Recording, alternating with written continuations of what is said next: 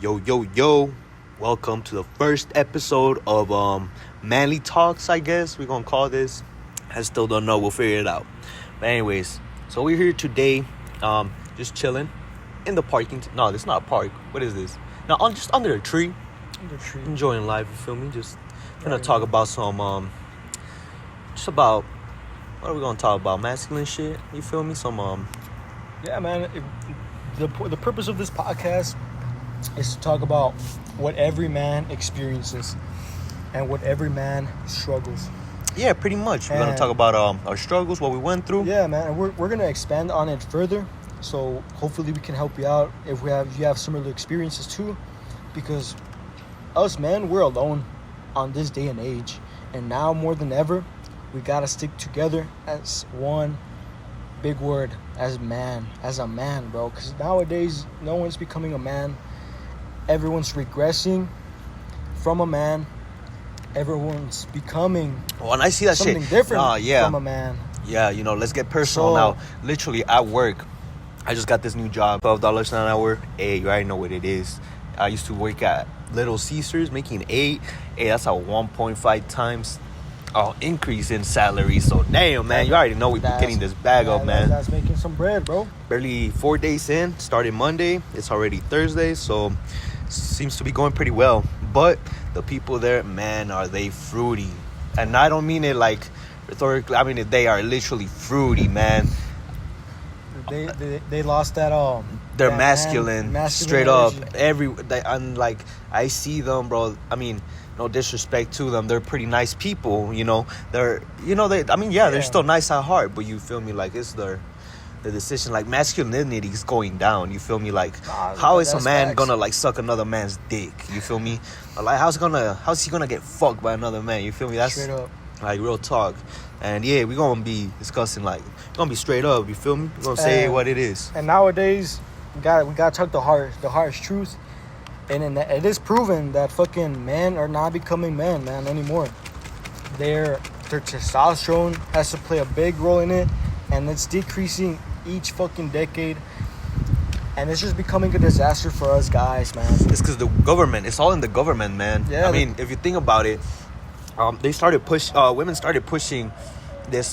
They wanted equality and everything, and the men fell for it. I'm not saying women can't lead, but you feel me? Women are emotional creatures, man. You feel me? Let's go back to my ex. I thought we were set, man. You feel me? Like, I met her parents. Her parents met mine. We were close. She was like family to me, and she just cheated on me one day while I was out on my competition, man. Competing for my first bodybuilding show, man. When you were the most comfortable, when you thought you had life set, you were in competition, you were making moves. Yeah, I was making big moves. You thought you were doing something I thought big, I was him right? back then. That's when I was on my peak. I had a girl. I was competing. I was on my purpose. I was on my grind. But then, after my competition, man, we got comfortable as a bitch, man. And being comfortable kills people now. And that is a very hard thing going on in this fucking country, bro. Maybe not the rest of the world, but specifically right now, everyone's being too comfortable in their fucking couch and their fucking seat, man. That's why there's so many mental illnesses, man, because they're not doing jack fucking shit. Yeah, pretty much. They're not focusing on their purpose. They're not grinding for their purpose. They literally have nothing to drive them at all, man.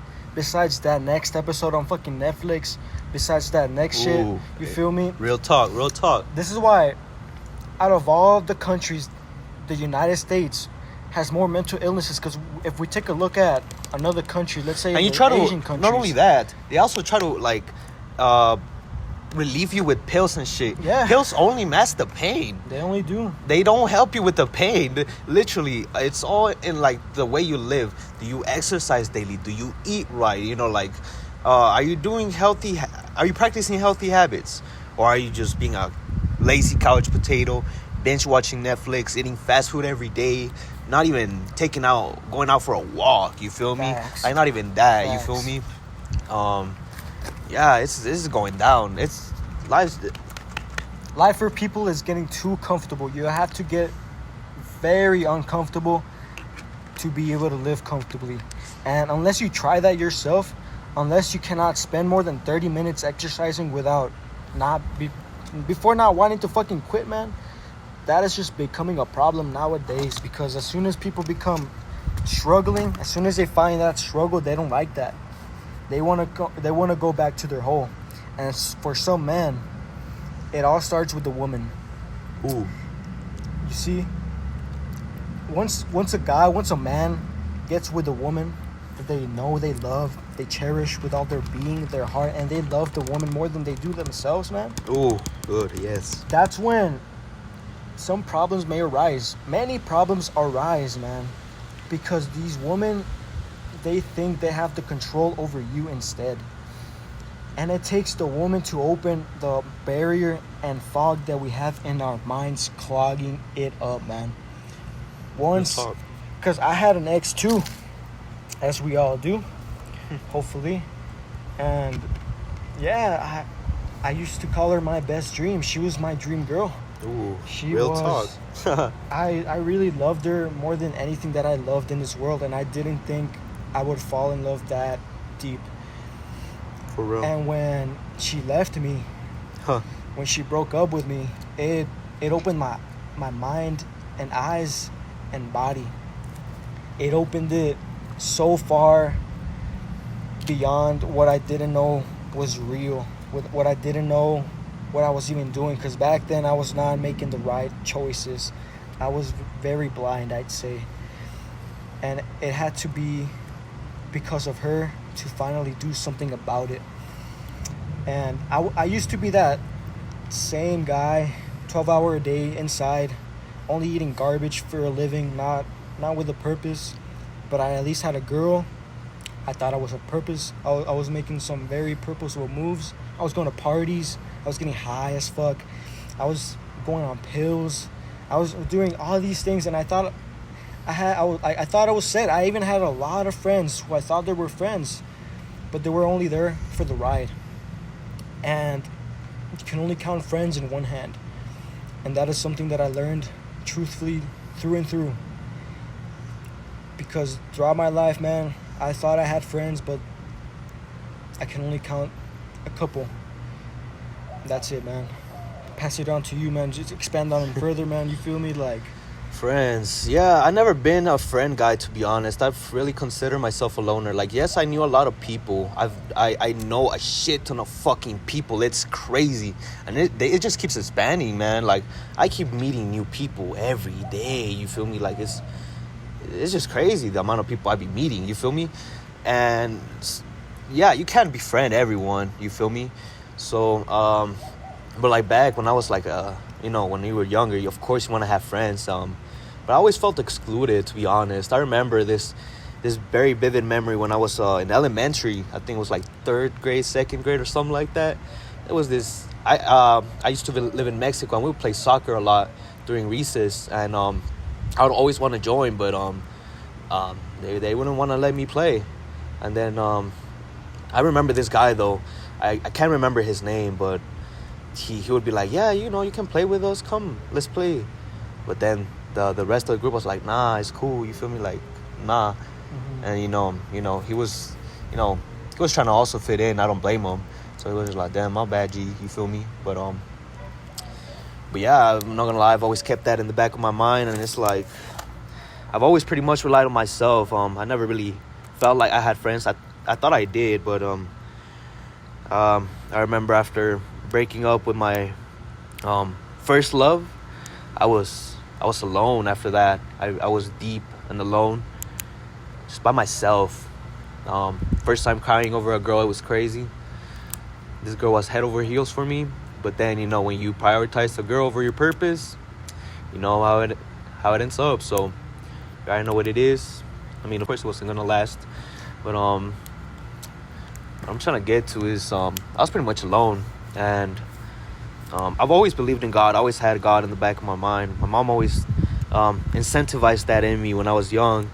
And I guess after that breakup, that's when I truly went and to seek God. I would say. I started actually reading the Bible, like I said I was gonna do, and I did. I started getting on my grind, and then I went on Facebook Marketplace, because I've always been a bag getter. I remember my mom always telling me I used to want to work so I can get money. For what? So I can get money. I don't know. I've always wanted to get money, man. That's all I've known. So I went on Facebook jobs, actually. I remember when Facebook had that thing. Now they don't, sadly, but that was goated because I was able to get this job. I used to walk dogs for $30 an hour every day. And that's a big ass W. It was a big ass W, underrated as hell, for real. Yeah, so I got that job, and well, the gym has always been a part of me. I remember my dad, when I was a kid, he would bring me to the gym with him, and I guess that's when I started falling in love with it. When I saw the weights, when I saw the muscles, I was like, yo, that's gonna be me. I guess that's where it started. So yeah, once I was able to get some money to buy a gym membership, hey, I went for it. Signed up for Planet Fitness on January 31st, 2020, I think. 2020, 2021. That's when the pandemic happened. That's when I started going to the gym. And ever since then, my life completely changed pretty much. When I was in middle school, I used to be middle school and freshman year, I was a twig. I did track, so I ran a lot, so I was burning a lot of calories, and I was also trying to get big. I had dumbbells, 25-pound dumbbells. I was kind of curling those, because I was pretty weak, but we're trying to get it, you feel me? Because like I said, I've always wanted to go to the gym, lift some weights. And, when I finally got that chance to do it, I took it. It was online school, I remember too. And I was thinking, if I don't even gotta be in school, because I would walk the dogs in the mornings. So I would wake up at 5, bike to go walk the dogs, and after that I would go to the gym. And I was thinking, since I'm in online school, I don't even gotta turn on my camera. Most of you feel me, they're like they're playing video games, so I'm just gonna go to the gym, and level up, pretty much. Facts. I used to play video games. I remember playing Warzone a lot with my friend, but it just wasn't in me, you feel me? I've always loved the gym, and I went and got to it, you feel me? Yeah. And hey, 2.5 years later, here we are. I already got the first competition down. Many more to come, man. Going to the Olympia, that's for sure. And the first competition in just 2 years, man. That's insane. Yeah, man. Pretty much. You could tell the genetic is in there, bro. The potential's in there, bro. You feel me? Like, you saw your potential and you saw your calling already when you were young, man. That's what got you in. Literally, it wasn't no girl. Yeah. Because I'm not gonna lie, there's this friend. I love him to death, but he says that he's the one that got me in the gym. And that he told me, after my breakup, he was there to, I guess, console me. He says he convinced me to go to the gym, but it wasn't that. It's always been in me. It's always been a part of me. You feel me? Yeah. I've always felt, I guess, different, because, I don't really have, I guess, like a lot of friends. And I that's really helped me because, if you have a lot of friends, you try to... It distracts you, too. It distracts you from finding yourself. Yeah. And I really found that, really not having friends, just being mostly by myself has really helped me find myself. And I'm still trying to find myself, to be honest, because I'm barely 18, man. I got my whole life ahead of me. So right now I'm pretty much in the planning stages because we got a long road ahead of us, man. So yeah, man, when you were expanding on your fitness journey, man, it got me thinking. And man, before I started my fitness journey, man, it was not a girl. She was part of it for sure. She gave me the motivation, but she was not the whole cake and meat of the pie, man. For real. And I told some homies, like, yo, it was in the 5th grade, and I was this 60-pound motherfucker, man. 60 pounds. That's crazy. And the reason I remember this weight is because it stuck. I weighed 60 pounds for the longest time until I actually just started eating more, just a little bit more. I was 60 pounds in 5th grade, and I remember this teacher asking me to pick up a box. She knew. She always made fun of me. She always roasted me. I was like the punching bag of the class. And the kids saw that, and they were just bullying me too, because I was just weak as hell, man. I was just this piece of branch that I was. And she one day asked me to pick up this box, and I could have lifted it. I know I could have, but the way that I grabbed it slipped, because I was just grabbing it with two hands, just like that. Yeah. I didn't grab it from the bottom, so I can have a better leverage. And to this day, I think about it.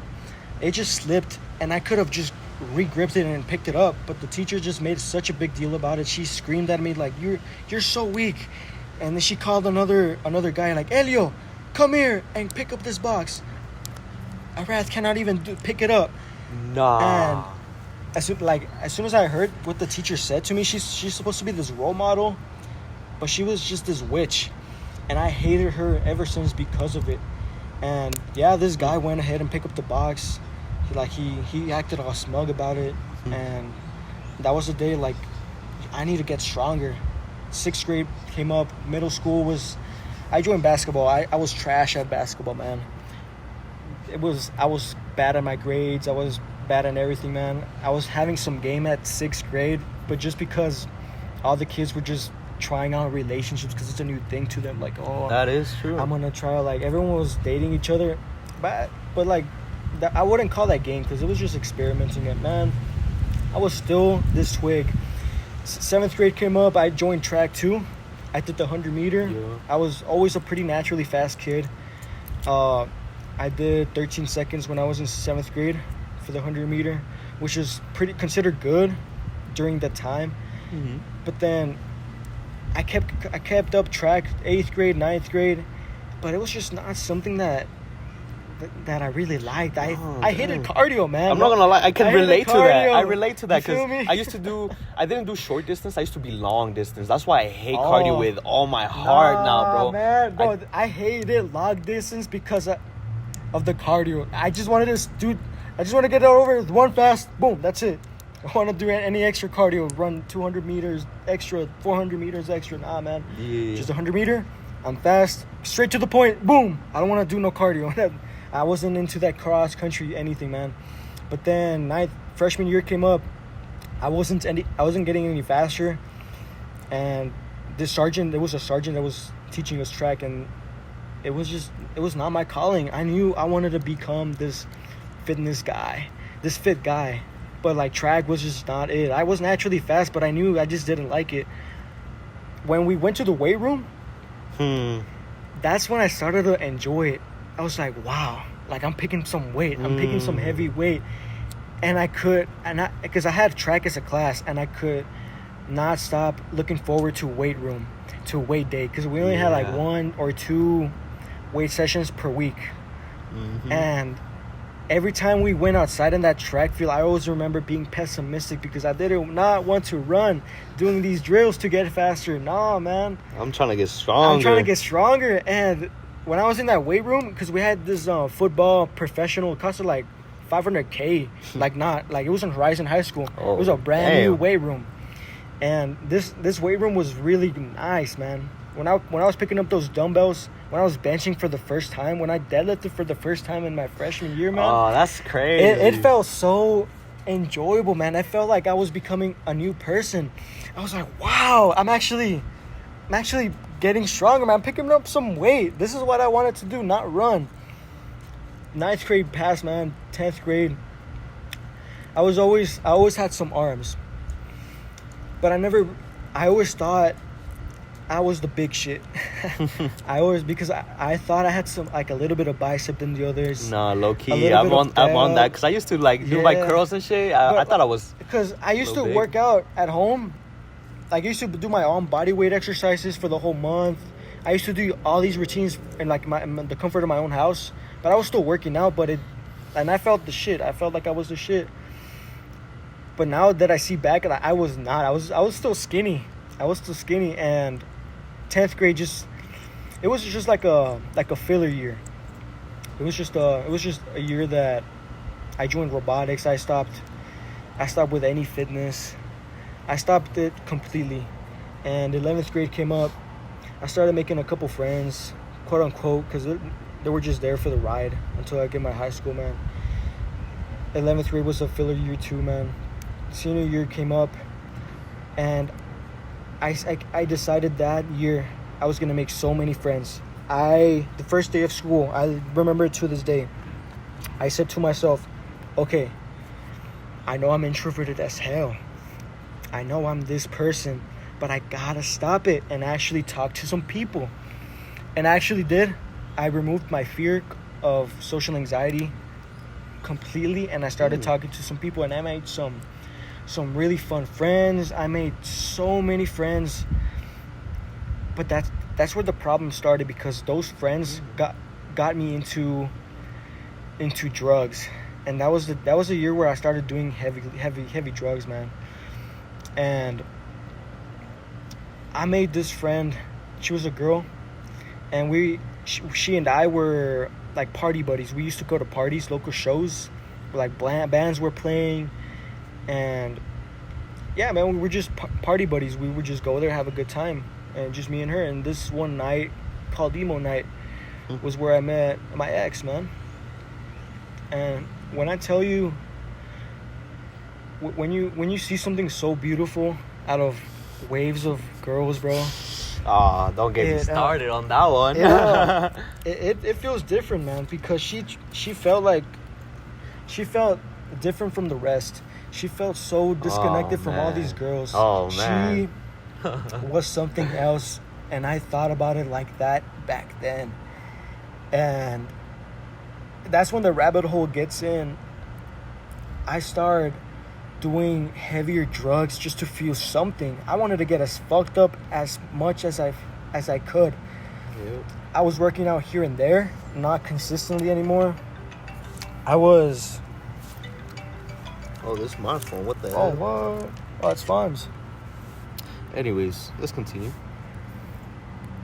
So I was just working out here and there, and I started liking this girl more and more. I started doing these heavier drugs, and I started idolizing this girl.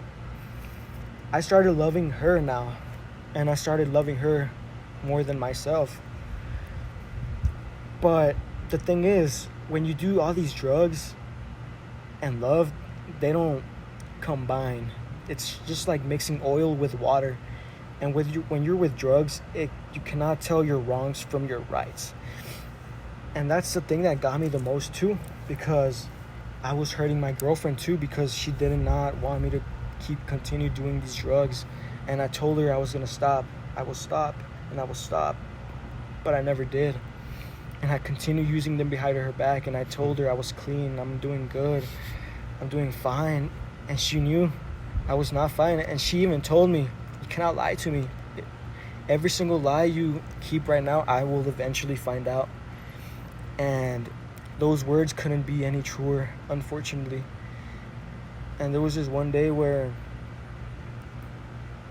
I could not, as soon as this is after the fact we broke up, and I could not stop thinking about her. And I had this bottle of Xanax and a bottle of Benadryl. And I called her. I was writing a letter. And I called her, and I told her, I cannot keep doing this any longer. And I remember fragments of what I said. And I said, I miss you too much. And I think my heart cannot handle it anymore. I think I'm gonna die. I think I called her. I don't know what happened to this day, because to this day, that day does not seem real. I forgot because of how fucked up I was. In that jar of Xanax, there was so many pills. I think there was 10 minimum, from what I could remember. And from the Benadryl, I took so many. I took like 20 of the little things, man. 20 little pink pills. And I remember right now, when I took them, they were starting to kick in. And I called her mid, like, I'm getting fucked up. I need to call her. And I don't know what I was talking. I don't know what I was saying to her, but she actually showed up to my house. and she was worried. I do not remember meeting her at all. My mom, the only reason I know is because my mom told me she came to the house, and I talked to her, but she could not understand me because of how fucked up I was. And after that, I took a nap at my bed, but I had a fever. I had a high fever, man. And I could have died if they didn't take me to the hospital. My mom kept checking in on me like every 10 minutes. And like, oh, she's still sleeping, but I was not moving, not 1 centimeter from that bed. I was having a fever, and I was slowly cooking my organs, man. And I was slowly about to die. I was literally gonna die that day if my mom didn't do anything, man. And to think that I thought I was really alone because of a girl, bro, of a bitch. And to think I'm not the only one who goes through this, because many men die over a girl. Yeah. Many men kill themselves over a girl. And we need to stop this toxic trend, man, because as much as strong as we are, we're doing these unspeakable actions that we go through, man, just to go to hell over a hoe. It just really gets me thinking about the men today. It really gets me thinking, because right now I'm speaking and I'm talking and I'm working out consistently ever since, because I want to prove everyone wrong. And I made a promise, especially to her. I promised her I'm gonna get better. I don't even have to talk to you.